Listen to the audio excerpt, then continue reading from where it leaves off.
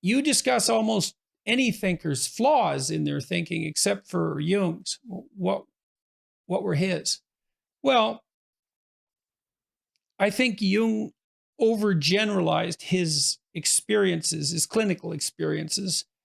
Uh, he conceptualized the hero's journey as something that was fundamentally creative and interior.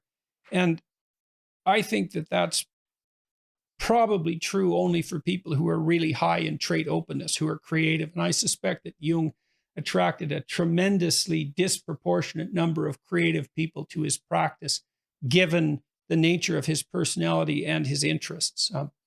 I've found in my own practice that when I had creative people, they were very inclined towards the discussion of literary themes. They framed their life in literary terms. They were prolific dreamers, very interested in dream analysis. They enjoyed a literary approach to life. My more conservative clients, often equally high performing, although I had a practice that spanned the entire range of human ability, they weren't interested or captivated by that at all. And for them, the primary adventure of life wasn't internal or literary. It was external and practical.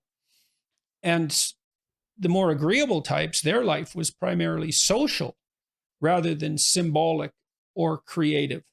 They found most of the meaning in their life as a consequence of the intimate relationships that they were able to establish. It wasn't infrequent, and this was more true of women than of men, and they are higher in agreeableness on average. I had conscientious clients who would frame their life in terms of their accomplishments, their career accomplishments. That's how they parsed their life up temporally. First, I was in school, and then I went to university and I studied this, and then it was all external, it was all achievement oriented. Whereas the more agreeable types, they would say, well, when I was 12 years old to 14, I had this relationship, and then I moved to this relationship, usually the intimate relationship, so sometimes familial, framed their life that way. Jung was an introvert, was introverted and highly, highly open.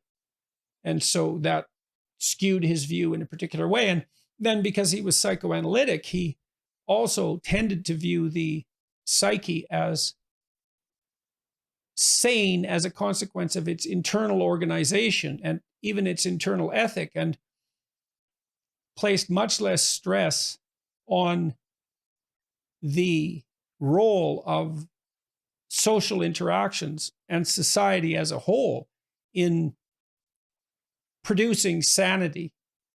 A sane person is not only organized internally, but they're integrated with their society. And the internal organization actually reflects the social organization. They mirror one another.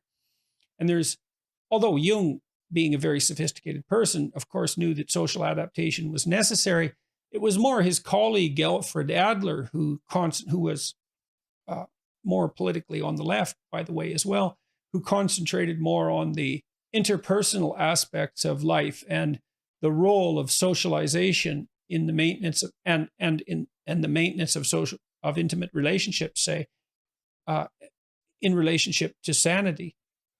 That's not stressed much in Jung.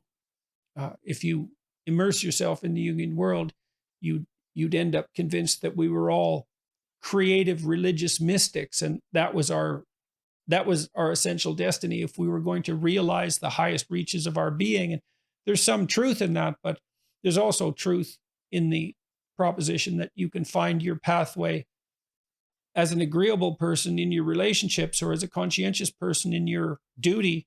A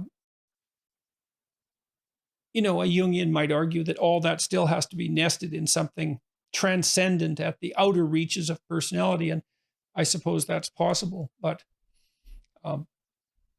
that's what I would say with regards to the limitations of Jung's thinking.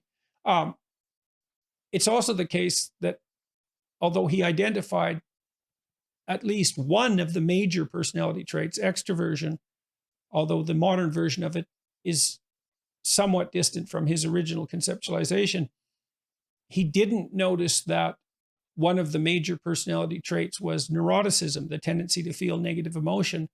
He never formalized that idea in his thinking. And it's a great oversight in some sense, because the capacity to experience negative emotion, when that's exaggerated, that seems to be the core feature of everything that we regard as psychopathology, psychiatric and psychological illness.